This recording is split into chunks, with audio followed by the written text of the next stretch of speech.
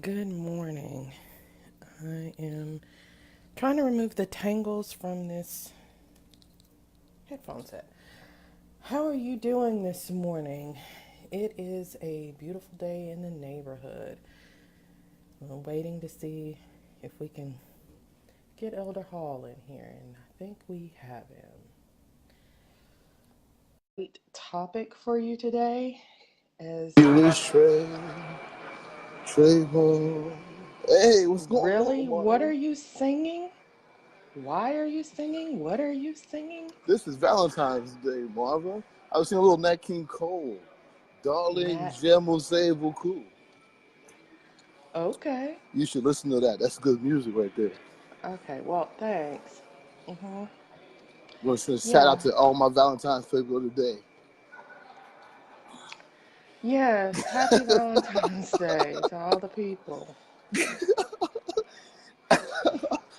Yes, yes, yes. So, let me tell you all, most of you all who watch us already know because you're either friends with both of us or one of us.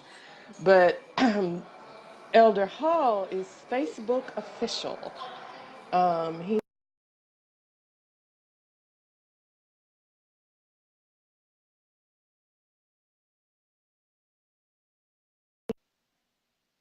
Okay, are you there?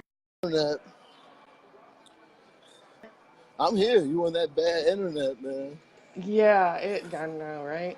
So Elder Hall is Facebook official. He has been engaged for a minute, but now he has actually changed his status on Facebook, and that makes it official in the day's modern That social is media world. That is crazy, Marvel. I mean, listen, I was just changing the status. Literally, I didn't mean to make it a post. That thing became a post and I took on mean, a you life of almost its went own. viral. You Yeah, almost went viral. I wasn't. Like, who? What? What is Yeah, this? no, What happened? and I wasn't Nuclear trying to war? do. I What? know. Oh my God, man. But it's all good though. I mean, I'm glad that people are either excited, uh, upset, or indifferent.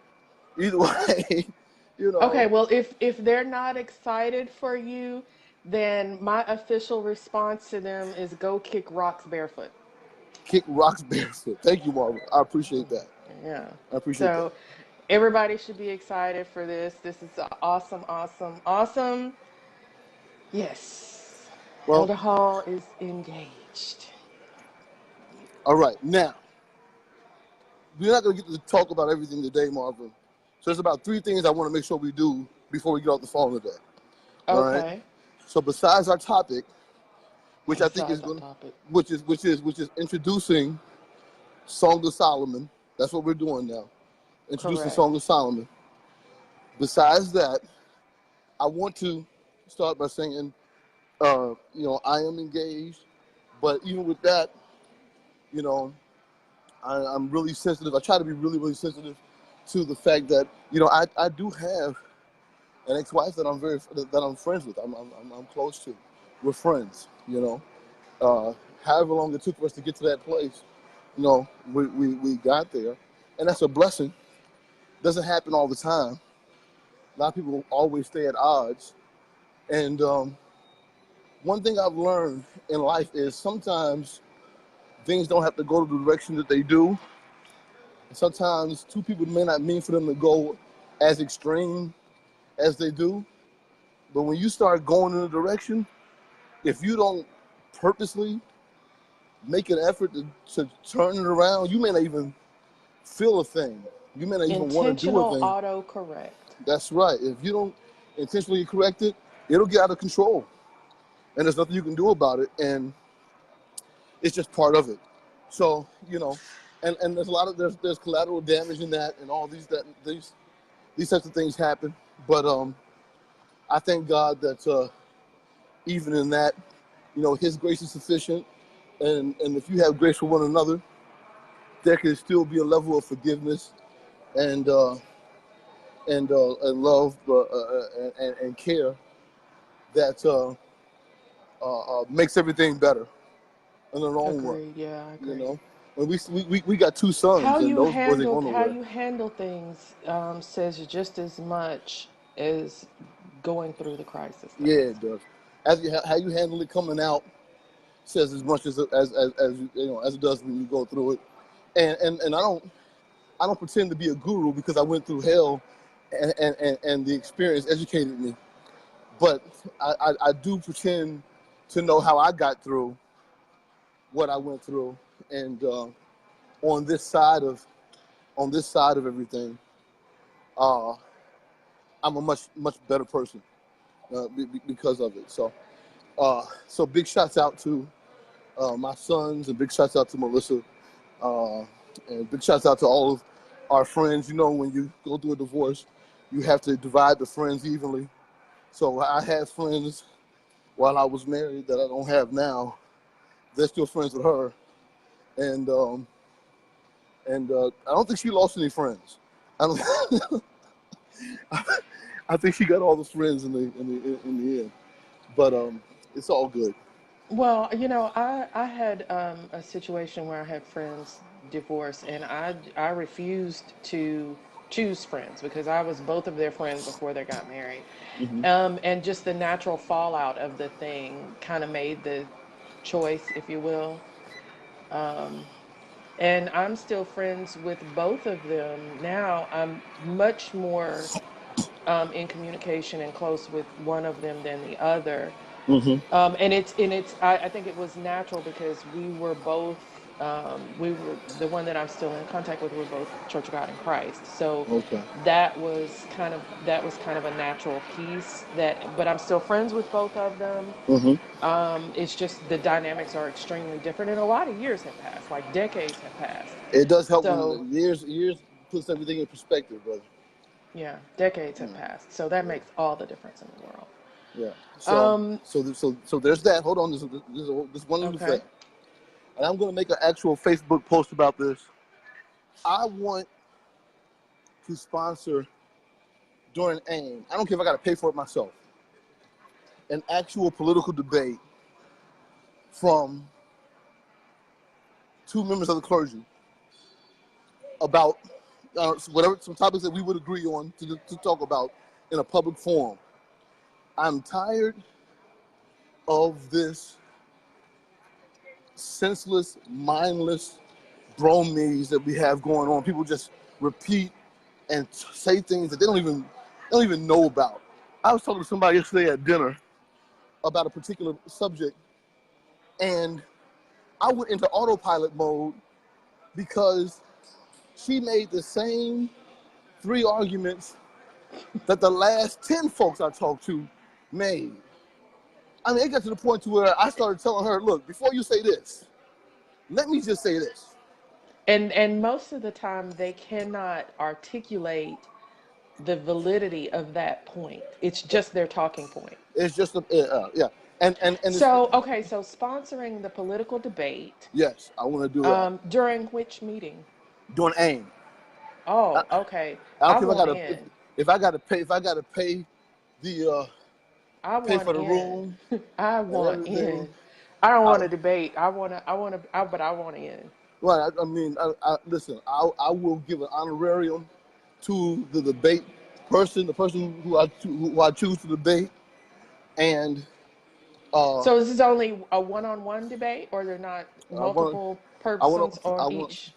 just a one-on-one debate. I don't want to put there are people out there who may share a political perspective, but they're very ashamed to say so, and I don't want to put anybody on the spot. Someone has to get I out mean, there.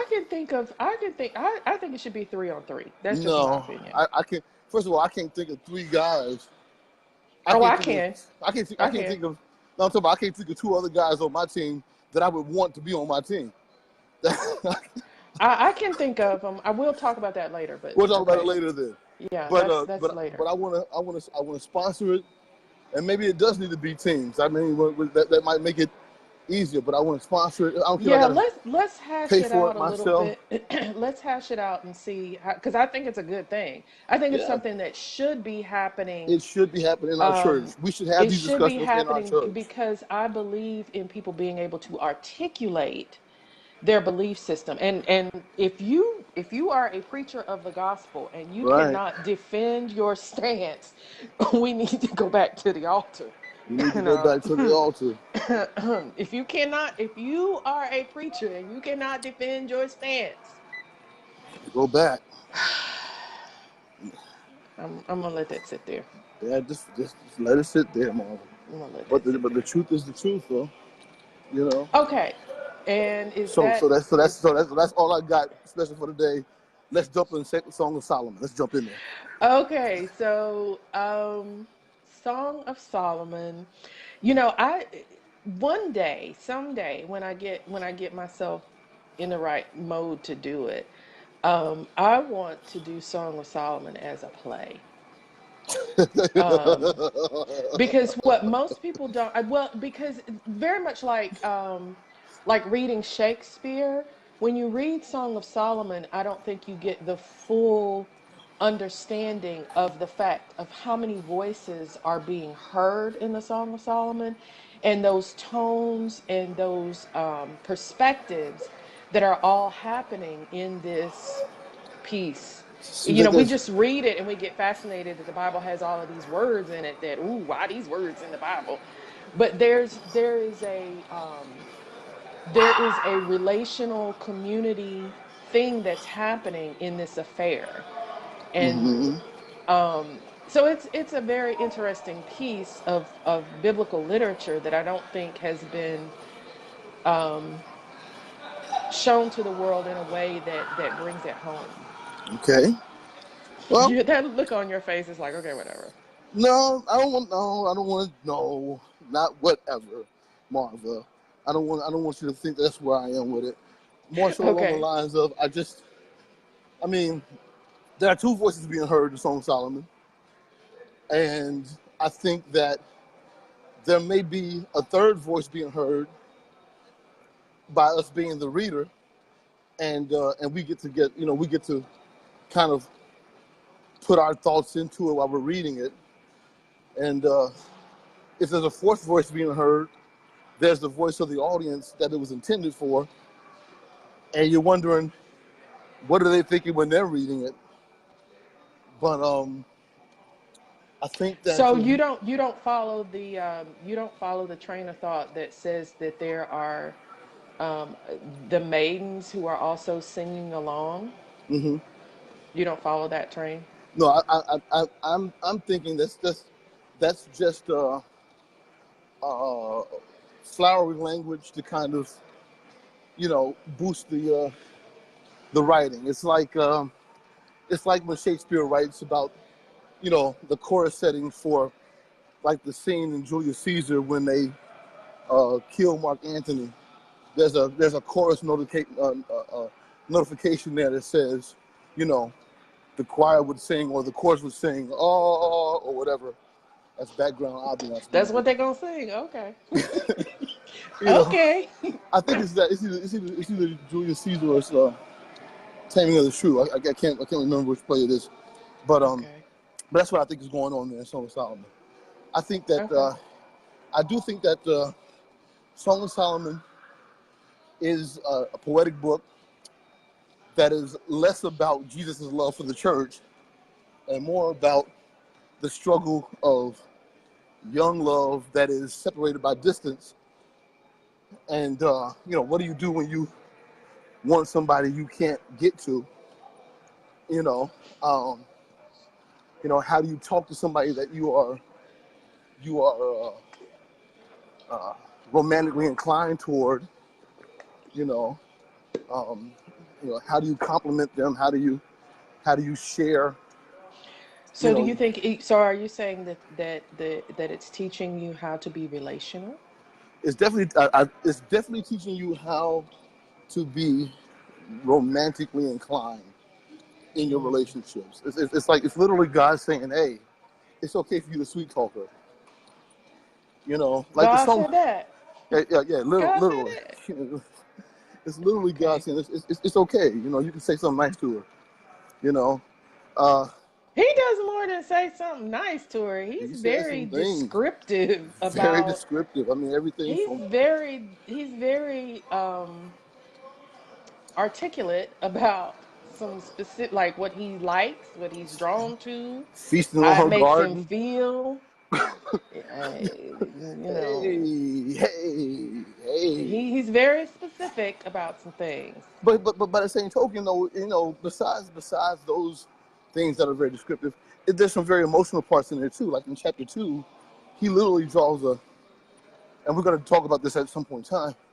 But he paints a picture of, you know, like her being separate and them being so desperate to get to each other that she feels as if like she's being held captive. Like, you know, I'm separated from you, can't get to you, and it's killing me. I just need to catch up with you and just get close to you. And, I gotta save you from this loneliness thing that we're dealing with. And it gets really deep. It gets really, really, really deep. So I'm looking forward to it. I'm looking forward to Song of Solomon. I think it's gonna be an exciting Of course you are. You're set of, engaged. Of course you are. no, that's not why. I have been Okay. advocating. I've been advocating the teaching of Song of Solomon in the church for the last 10 years. No, I mean I agree. I think that the church can do much better at helping to create healthy marital relationships. And I think healthy marital relationships come not only from how you function in the marriage, but how you also function in the courting, wooing, dating Yeah. phase of that, because that's the negotiation that that lives out in the sealed deal of the marriage. Right. Right. Right. So if you start out, y'all don't do nothing but pray and read scriptures and y'all don't ever pay any attention to each other, then, coming into the marriage, then what do you do when you're supposed to be transitioning into this other phase of your bond? And a lot of people have never had, especially now, a lot of people have never seen that in their home. You have so many people that have been raised in single parent homes that Right. have that or in dysfunctional homes, and they've Right. never seen healthy relationships. Right. So we're expecting people that have not seen healthy relationships to know how to walk out healthy relationships, Right. and it's an expectation that we're giving them, but we could do better with giving them the tools for every phase of that is would be my thought Okay. process on it. Three things with that. Okay. First thing is healthy relationship doesn't equal perfect relationship. A healthy Agreed. relationship is a relationship that can get wounded and heal itself. That is a healthy relationship. Your body is healthy when you can injure it and it heals itself. That is a sign of a healthy body. So it doesn't equal perfect, but it definitely equals functional. The next Yeah, thing and is that goes back into the intentional. But go ahead. the next thing is you're right. People are raised, in this, kind of one or the other type of ways, and if they get too much, kind of the religious side of it, when they get a chance to get free, they go all the way left. I mean, they go all the way left. And when they don't get a chance to be free, or if they're born free, and they kind of so get saved, and they was a hellion while they was out there, they may go all the way right. And I think what Song of Solomon does is it tells us there's a healthy middle ground, and extremes when it comes to these interpersonal relationships are not necessarily good. Okay. I'm not even talking about compromise. I'm just talking about avoiding extremes. Like you Okay. shouldn't be like you should. There should never be a situation where a wife tells her husband something like on a regular basis, never, never, not just no, but never, just because she doesn't want her man to tell her on a fairly regular basis, never. Yeah, I think the auto response has to change. You have to think about the bigger picture Right. in how you interact and communicate. But in that, at some point, and this may actually turn into much longer, because at some point, I also want to bring in some of the concepts I've mentioned before from Dr. Goodman's work, and talk about narcissistic personality. You and Goodman. Oh my God, I'm gonna fall off this treadmill. I'm If sorry. you do, you know what? Go ahead. But the narcissistic personality disorder is very important, especially Right. to how African American relationships happen, and this inability to be empathetic in how you function with those around you. That plays a huge piece in the way people have learned how to navigate their situations and be in a mode of self-preservation, and that can be detrimental to a relationship if the preservation is not for the relationship. Who is more narcissistic in African American relationships, the men or the women, or does this operate in stages where the narcissistic nature of each one of us changes according to the season of our life?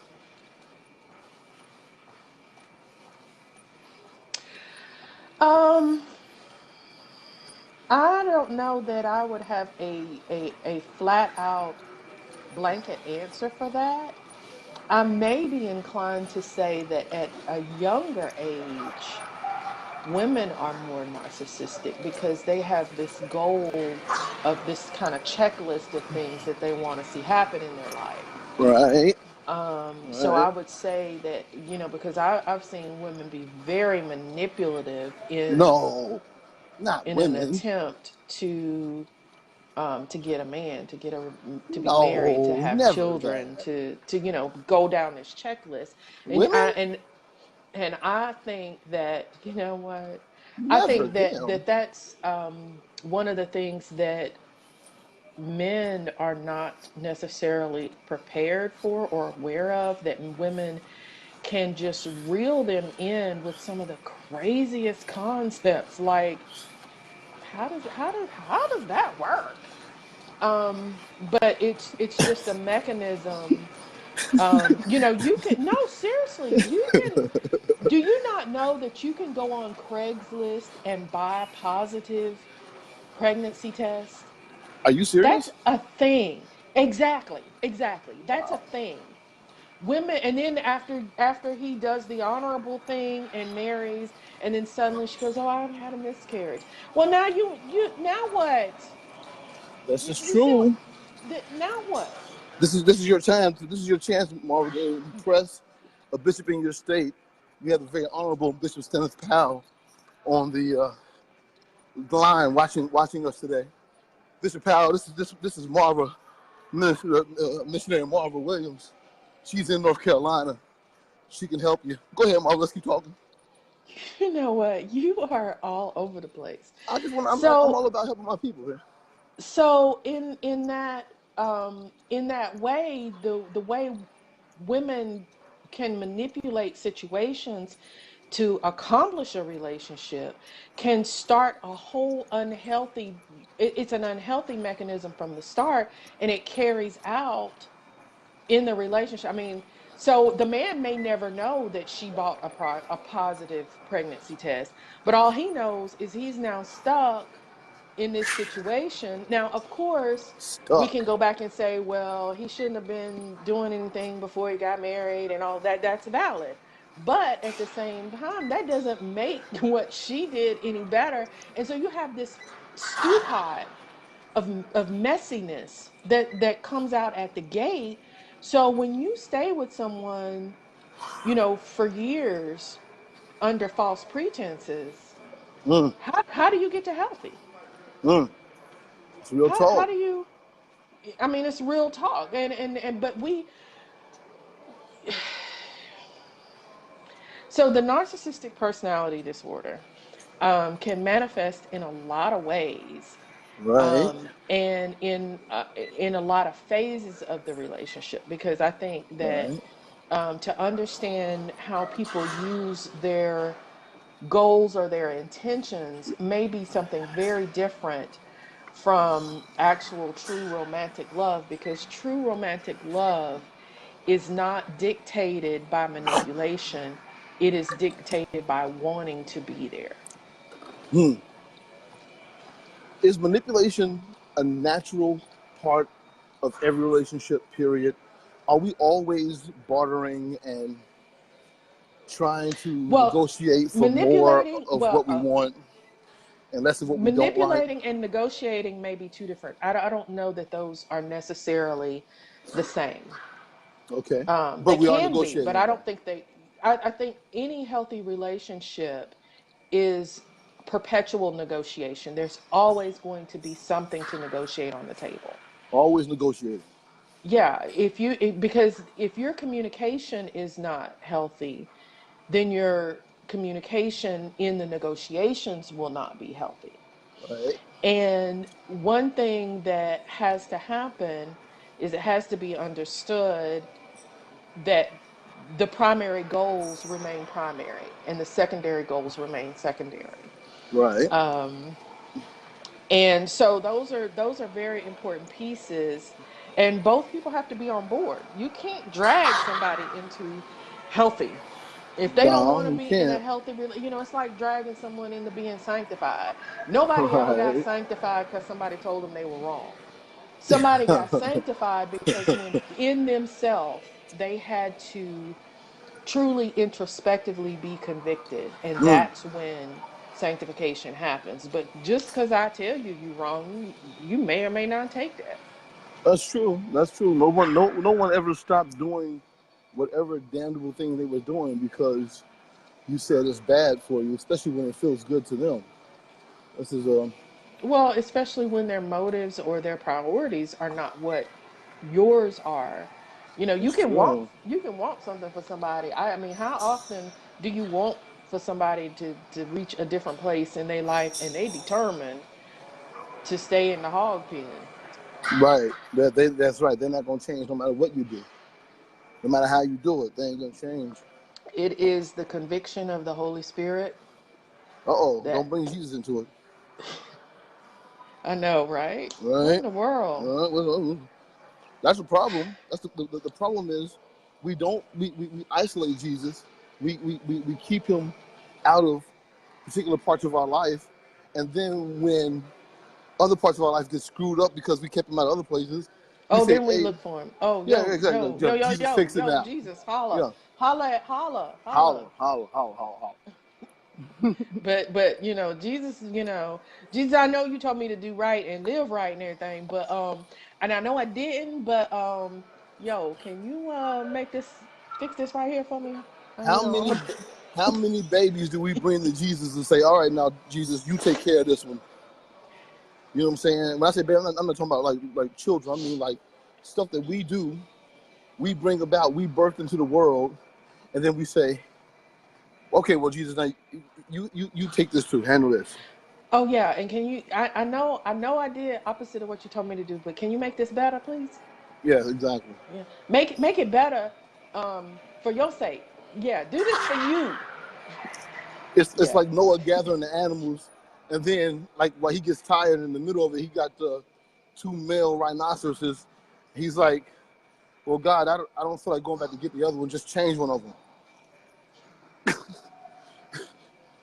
No, no, no, no. Go back and get the other one. I told you, I don't care how hard it is. Go do it. All right, Elder Hall. We have done our intro to Song Yes, of we Solomon. got a good I don't intro. know how we got to Noah's Ark, but Right? but as usual, we roam around and eventually someday get to We hit the target. reading the scripture. We're gonna read the scripture next time. We're gonna That, read some that, this is scripture just this is next just time. the introduction. Next time we start with chapter one, Song of Solomon. Chapter We are one. going into chapter one of Song of Solomon next week, and we're going to unpack it. And I think we're going to actually have an interesting conversation because I want to talk about these other voices that are in the text. And Elder Hall says that there's only two voices in the text. So we're going to probably make that very interesting. Oh, it'll be fun, Marvel. I'm looking forward to it. All right, Elder Hall. Well, have May a wonderful Valentine's Day. I'm I'm going gonna be to home. buy my own strawberries There because you go, that's the Marvel. option I have, There you go, and follow on with the rest of my day. Marvel. Follow peace with all men and Valentine's without which. You know You, what? Don't do it. Don't well, do it. well, here's the thing. Don't feel bad, Marv. I'm going to be here in Memphis by myself, so I'm not going to be You know what? I'm okay. I'm good. okay because I am more determined Hallelujah. to have God's will for my life than to just Shonda. have something. Hallelujah. And that's final answer. Good. Well, Yeah. take care, and may the Lord watch May the Lord watch between between me and me and thee thee while while we we are absent absent one one from another. from another. Take care, sis.